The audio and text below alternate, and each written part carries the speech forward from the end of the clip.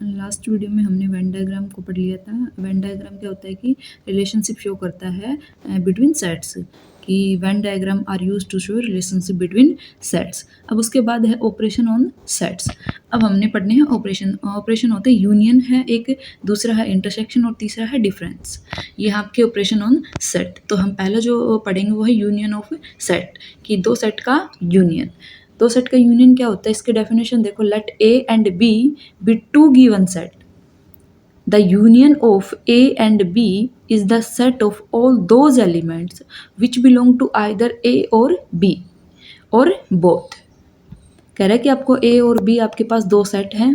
अब जो उनका यूनियन आएगा A यूनियन B, उसमें किस तरीके के एलिमेंट आएंगे, या तो वो A में हो या B में हो या फिर दोनों में हो। तो वो जो उनसे जो नया सेट बनेगा वो क्या बनेगा, A union B। A union B को कैसे डिनोट करते हैं, ये जो सिंबल है ये किसका है, A यूनियन B। अब इसका एग्जाम्पल देखो। मान लो आपके पास जो सेट ए है वो है 1 2 3 4, जो सेट बी है वो है 2 3 6 7 9। ये दोनों सेट दे रखे हैं आपके पास, फाइनाइट है। अब निकालना क्या है, इनका यूनियन निकालना है, ए यूनियन बी।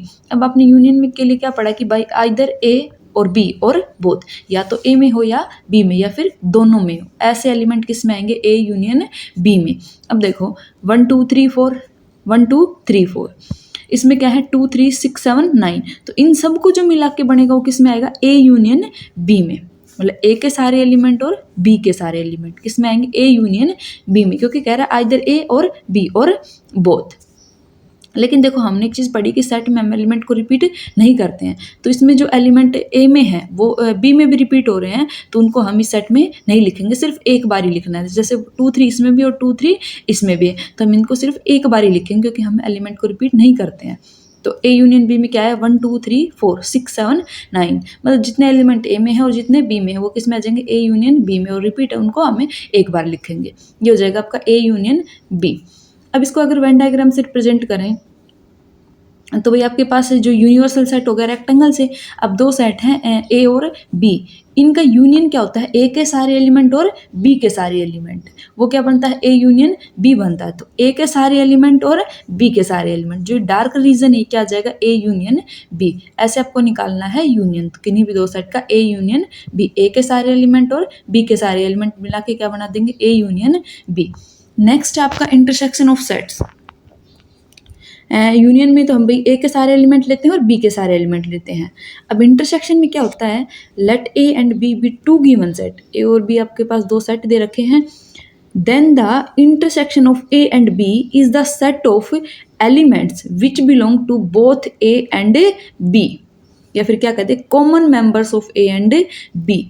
जो इंटरसेक्शन में एलिमेंट आएंगे वो किस तरीके के आएंगे, मतलब या तो दोनों सेट में होने चाहिए, दोनों सेट जो हैं ए और बी दोनों में प्रेजेंट होना चाहिए वो एलिमेंट, या फिर क्या कहते हैं common elements of A and B. वो क्या बनाएगा, ए इंटरसेक्शन बी। अब देखो जो एग्जाम्पल वो मान लेते हैं कि ए कितना है 1 2 3 4, 1 2 3 4, जो बी है वो है 2 3 6 7 9। अब हमने क्या पढ़ा अभी कि कॉमन मेंबर हैं ए और बी, क्योंकि इसमें आएंगे इंटरसेक्शन में आएंगे। अब कॉमन देखो 2 3 इसमें भी है और 2 3 इसमें भी है, तो इसके कॉमन मेंबर या एलिमेंट क्या होगा 2 3। तो इंटरसेक्शन में क्या है 2 3।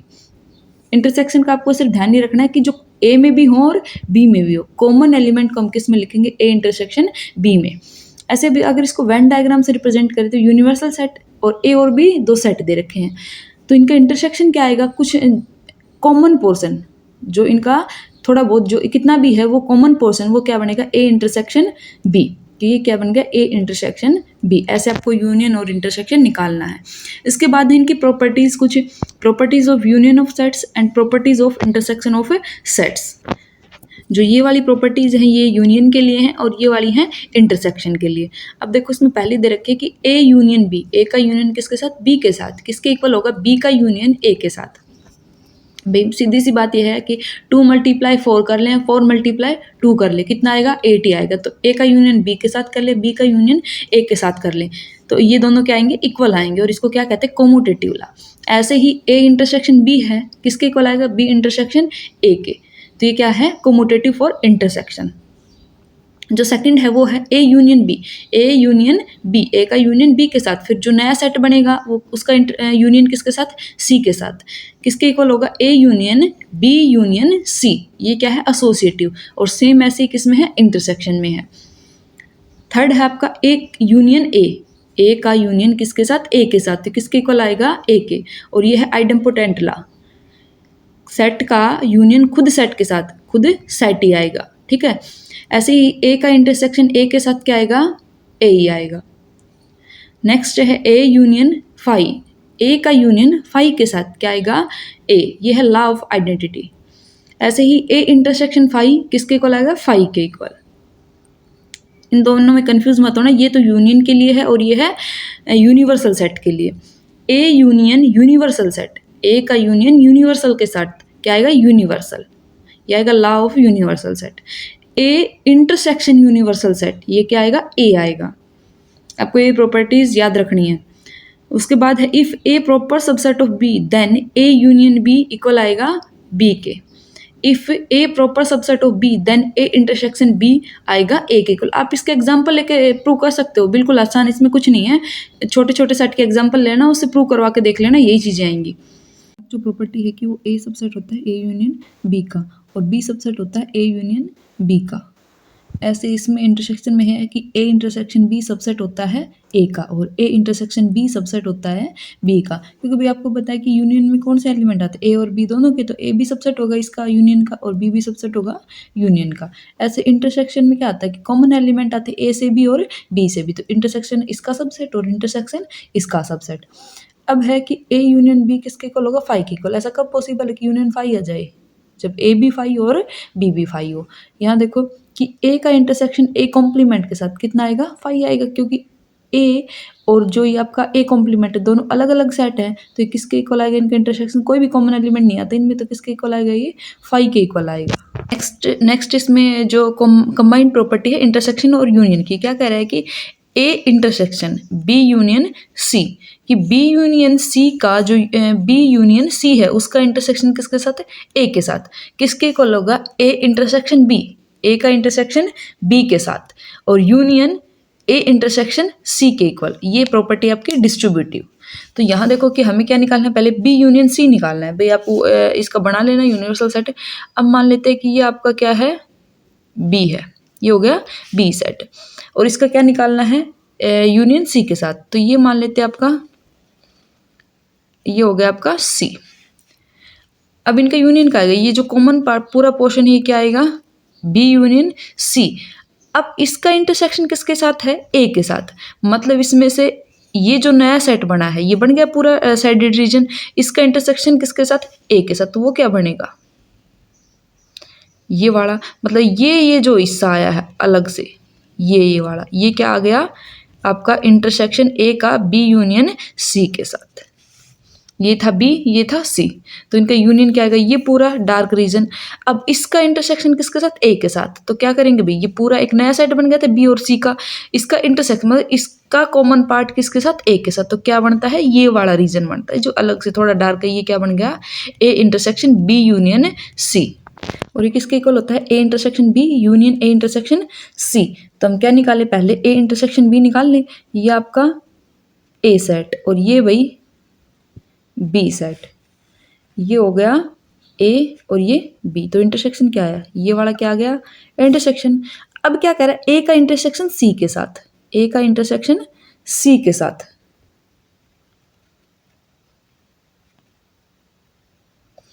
अब ए का इंटरसेक्शन सी के साथ ये हिस्सा, ए इंटरसेक्शन बी तो ये, और ए इंटरसेक्शन सी ये वाला। और अब इनका यूनियन करेंगे तो ये पोर्शन आएगा, ये क्या आएगा, A intersection B union A intersection C. अब देखो इसमें भी यही रीजन था और इसमें भी यही रीजन था, तो ये किसके इक्वल होगा, लेफ्ट इक्वल टू राइट। और इसको क्या कहेंगे, distributive for union and intersection का कंबाइंड रिजल्ट है ये। और इसकी जो सेकंड प्रॉपर्टी है A union B intersection C और इक्वल होगा A union B intersection A union C. इसको भी क्या बोलेंगे, डिस्ट्रीब्यूटिव लॉ। और इसका वेन डायग्राम आपको खुद बना के देखना है। वैसे बुक में दे रखा है लेकिन आपको एक बार खुद से प्रैक्टिस करनी है इसकी, ये बनता है या नहीं बनता आपसे। उसके बाद है डिसजॉइंट सेट्स। दो सेट को डिसजॉइंट कब कहेंगे, डिसजॉइंट मतलब बिल्कुल अलग अलग, कि उनका जो इंटरसेक्शन है वो क्या आ जाए, फाई। अगर ए इंटरसेक्शन बी कैसा आए फाई, तो हम कह देंगे कि ए और बी आर डिसजॉइंट सेट, मतलब there are no common elements in A and B. अब देखो ये आपका यूनिवर्सल सेट, इसके अंदर ए और बी दोनों अलग अलग सेट है, मतलब इनका जो इंटरसेक्शन है वो क्या है, फाई आए, तो ये क्या हो जाएगा, ए इंटरसेक्शन बी फाई, तो ए और बी आर डिसजॉइंट सेट। मान लो हमने जो ए सेट लिया हो इवन नंबर का ले ले और बी सेट ले ले ओड नंबर का, तो इनका इंटरसेक्शन क्या आएगा, फाई आएगा, तो ये दोनों सेट कैसे हो जाएंगे, डिसजॉइंट सेट। अब कॉम्प्लीमेंट हम पहले ही पढ़ चुके कि ये आपका यूनिवर्सल, ये सेट ए। अब यूनिवर्सल में से ए को हटा देंगे तो ये जो रीजन बचेगा ए के बाहर का, ये क्या बन जाएगा, ए कॉम्प्लीमेंट। इसमें भी प्रॉपर्टी है कि A union A complement, A का यूनियन ए कॉम्प्लीमेंट के साथ, भाई पूरा रीजन ये क्या बनाएगा, universal set. A intersection A complement, A का इंटरसेक्शन इस कॉम्प्लीमेंट के साथ क्या आएगा, कुछ भी कॉमन नहीं है तो कितना, फाई। अब फाई का कॉम्प्लीमेंट यूनिवर्सल और यूनिवर्सल का कॉम्प्लीमेंट फाई। जब आप के पास सेट ए है, उसका लिया आपने कॉम्प्लीमेंट और फिर कॉम्प्लीमेंट का कॉम्प्लीमेंट, ये क्या था, ए कॉम्प्लीमेंट और फिर उसका कॉम्प्लीमेंट, वो किसके बराबर आएगा, सेट ए के बराबर आएगा। यहाँ देखो ए यूनियन बी और इसका कॉम्प्लीमेंट, ए यूनियन बी और फिर उसका क्या करना है, कॉम्प्लीमेंट। यूनियन करने के बाद नया सेट आएगा, उसका क्या लेना है, कॉम्प्लीमेंट। ये किसके इक्वल होगा, A complement intersection B complement. दूसरा है इसमें ए इंटरसेक्शन बी और उसका कॉम्प्लीमेंट, किसके इक्वल आएगा, A complement union B complement. इन दोनों प्रॉपर्टीज को डी मॉर्गन्स लॉ भी बोलते हैं, जो आपके आगे के एक्सरसाइजेज में है, तो इन दोनों को क्या बोलेंगे, डी मॉर्गन्स लॉ। इसमें जो नेक्स्ट है वो आपका डिफरेंस ऑफ सेट, आपने अब तक पढ़ लिया यूनियन पढ़ लिया और इंटरसेक्शन। अब उसके बाद एक difference of set. The difference of set क्या कहता है, the difference of sets A and B is the set of elements which are in A but not in B. कि ऐसा सेट बनेगा ए और बी का डिफरेंस, जो ए में तो होंगे उसके एलिमेंट लेकिन बी में नहीं होंगे, तो उसको क्या कहेंगे, ए माइनस बी। जैसे यहाँ है कि ए माइनस बी क्या होगा, X belongs to A but X not belongs to B. यहाँ क्या होगा, बी माइनस ए, कि बी में तो होंगे लेकिन ए में नहीं होंगे, मतलब बी में से हम ए हटा देंगे और यहाँ ए से क्या हटा देंगे, बी हटा देंगे। इसको वेन डायग्राम से देखो कि आपके पास दो सेट है ए और बी। जब आपने ये देखो, पहले तो इसमें क्या है, कॉमन रीजन है दोनों का। जब आपने ए में से ये वाला बी वाला रीजन हटा दिया तो क्या बचा, ये बचेगा जो साइडेड रीजन, क्या बचेगा, ए माइनस बी। यहाँ देखो ये ए सेट और ये बी सेट, इसमें जब बी में से ये वाला कॉमन रीजन हटा दिया तो क्या बचा, बी माइनस ए। ऐसे आपको ए माइनस बी निकालना है और बी माइनस ए निकालना है। अगर ए माइनस बी निकालना है तो ए से क्या हटा देंगे, बी हटा देंगे, और बी माइनस ए निकालना है तो बी से क्या हटा देंगे, ए हटा देंगे। वो आ जाएगा आपका ए माइनस बी और बी माइनस ए। उसके बाद है कि सिमेट्रिक डिफरेंस। ये जो साइन है ट्रायंगल का, ये क्या है, सिमेट्रिक डिफरेंस के लिए इसको बोलेंगे ए सिमेट्रिक डिफरेंस बी।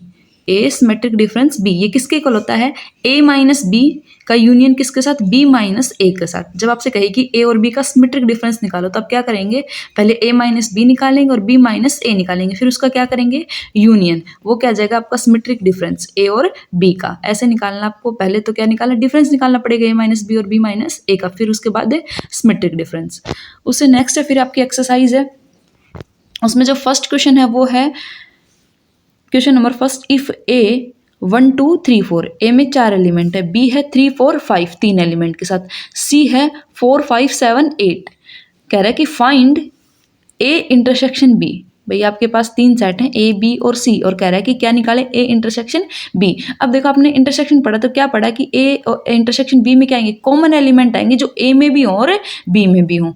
अब ए इंटरसेक्शन बी निकालना है तो ए क्या है, 1 2 3 4, इसका इंटरसेक्शन किसके साथ, 3 4 5 के साथ। अब इंटरसेक्शन है तो क्या, कॉमन एलिमेंट जो ए में भी हो और बी में भी हो। तो ए में कौन सा है, 3 है जो इसमें भी है, तो एक एलिमेंट क्या आ गया 3। दूसरा ए में 4 है जो बी में भी है, तो क्या जगह 3 और 4। मतलब आपको पता है कि इंटरसेक्शन में कौन से एलिमेंट आते हैं जो ए में भी हों और बी में भी हों। उसके बाद है बी इंटरसेक्शन सी। बी का इंटरसेक्शन किसके साथ, सी के साथ। भाई वही जो बी में भी हो वो सी में भी हो। अब देखो 3 तो सी में नहीं है तो ये तो इंटरसेक्शन में आएगा नहीं। उसके बाद देखो 4 इसमें भी है और इसमें भी है, 5 बी में भी है और सी में भी है, तो इसका इंटरसेक्शन क्या आ जाएगा, बी और सी का, 4 और 5। ऐसे निकालना आपको इंटरसेक्शन। अब उसके बाद है बी माइनस सी। आपको बी में से क्या हटा देना है, सी हटा देना है। 3 4 5 है बी, उसका सॉरी डिफरेंस है भाई 4 5 7 8। बी में से क्या हटाना है, सी को हटा देना है। अब देखो 3 4 5 है, इसमें कौन सा एलिमेंट है जो सी में भी है, कुछ पोर्शन होगा 4 5, इसमें 4 5 है, ये इससे हट जाएंगे, तो यहाँ जब बी में बचेगा वो क्या बचेगा, अकेला 3 बचेगा। एक्स्ट्रा से हमें कोई मतलब नहीं कि सी में कोई एक्स्ट्रा है या नहीं है, हमें जो इसमें है जो बी में भी हो और सी में भी है उनको क्या करना है, हटा देना, क्योंकि हम क्या निकाल रहे हैं, बी माइनस सी निकाल रहे हैं। तो क्या जाएगा, इसमें अकेला बच जाएगा 3। अगर यहीं देखो क्या पूछता आपसे, सी माइनस बी पूछता, सी माइनस बी, तो हम क्या करते, सी वाले कौन से एलिमेंट हट जाते, 4 और 5, इसमें क्या बचते 7 और 8। मान लो यहाँ ऐसे देखो, सी माइनस बी, 4 5 7 और 8 माइनस 3 4 और 5। अभी इस सी में से हमें क्या हटाना है, बी हटाना है। अब देखो 4 5 इसमें भी है, 4 5 इसमें भी है, यहाँ कितना बचेगा 7 और 8, 7 और 8, ये हो जाता है आपका सी माइनस बी।